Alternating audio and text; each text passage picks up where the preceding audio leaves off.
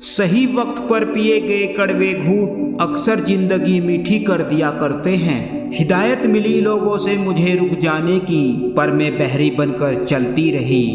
अच्छा हुआ जो हम हालातों से सीख गए, वक्त सिखाता तो देर हो जाती। विकलांगता के साथ एक झुग्गी झोपड़ी से कलेक्टर तक के असंभव सफर को तय करने वाली लड़की उम्मुल खैर की कहानी सिर्फ कहानी नहीं, एक ऐसी हकीकत है जो मेहनत और हिम्मत की प्रकाष्ठा को पार करती है, जिसे आज के हर एक स्टूडेंट को जानना चाहिए। उम्मुल खैर समाज के लिए एक ऐसी प्रेरणादायक बहादुर लड़की हैं जो एक गरीबी रेखा के निम्न स्तर से उठकर अपनी लगन और हार्ड वर्क के बदौलत ऐसा मुकाम हासिल किया है जो आजकल की पीढ़ी के पास हर प्रकार के संसाधन होने के बावजूद भी नहीं कर पाते। ऐसे स्टूडेंट को उम्मुल खैर जैसी लड़की से कुछ सीख लेनी चाहिए। उम्मुल खैर का जन्म राजस्थान के पाली मारवाड़ में हुआ था। जन्म से ही वह बोन डिसऑर्डर बीमारी से ग्रसित थी। बोन डिसऑर्डर हड्डियां कमजोर करने वाली बीमारी होती हैं।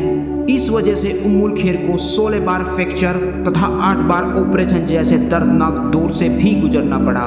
बचपन में ही मां का देहांत हो जाने के कारण वह अपने पिता के साथ दिल्ली में निजामुद्दीन के पास झुग्गी झोपड़ियों में आकर रहने लगी।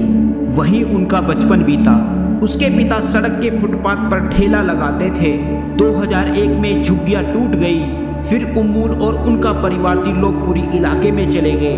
त्रिलोकपुरी में किराए के मकान में रहे। उस वक्त उम्मुल 7वीं कक्षा की छात्र थी।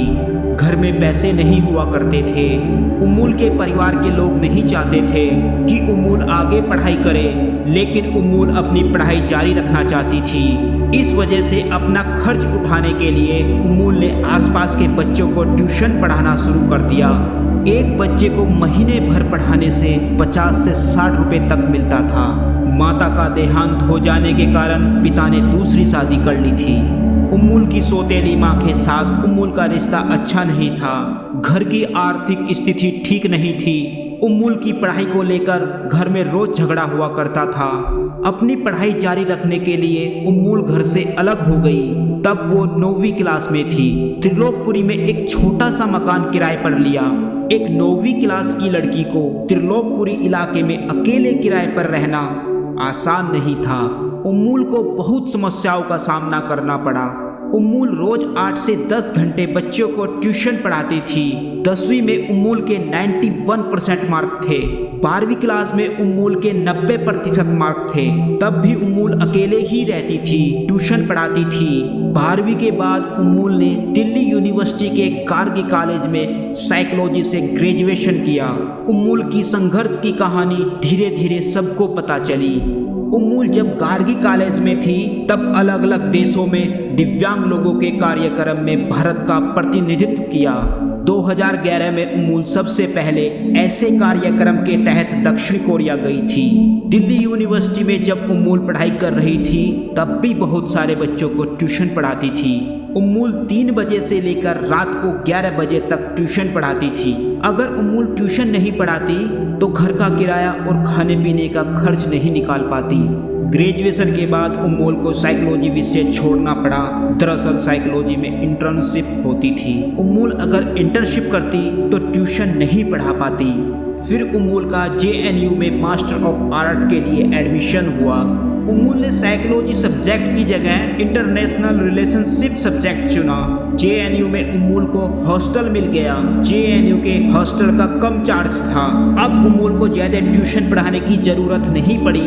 अपना MA पूरा करने के बाद उम्मुल ने JNU में MPhil में दाखिला लिया। 2014 में उम्मुल का जापान के इंटरनेशनल लीडरशिप ट्रेनिंग प्रोग्राम के लिए चयन हुआ।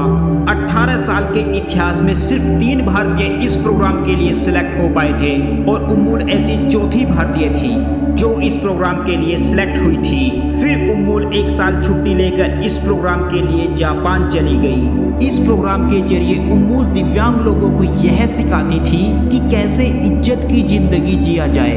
1 साल ट्रेनिंग प्रोग्राम के बाद उम्मुल भारत वापस आई और अपनी MPhil की पढ़ाई पूरी की। MPhil पूरी करने के साथ साथ उमूल ने जेआरएफ भी क्लियर कर ली। अब उमूल को पैसे मिलने लगे। अब उमूल के पास पैसे की समस्या लगभग खत्म हो गई। एमफिल पूरा करने के बाद उमूल ने जेएनयू में पीएचडी में दाखिला लिया। जनवरी 2016 में उमूल ने आईएएस की तैयारी शुरू की और अपने पहले ही प्रयास में सिविल सर्विस की परीक्षा पास कर उमूल ने 420वीं रैंक हासिल की। उमूल का कहना है कि उनके परिवार के लोगों ने उनके साथ जो भी किया वह उनकी गलती थी। शायद उनके पिता ने लड़कियों को ज़्यादा पढ़ाते हुए नहीं देखा था, इसलिए वह उमूल को नहीं पढ़ाना चाहते थे। उमूल का कहना है कि उसने अपने परिवार को माफ़ कर दिया है। अब परिवार के साथ उनके अच्छे संबंध हैं। उमूल का कहना है कि वह अपने माता पिता का बहुत सम्मान करती हैं और अब वह उन्हें हर तरह का आराम देना चाहती हैं जो उनका हक है।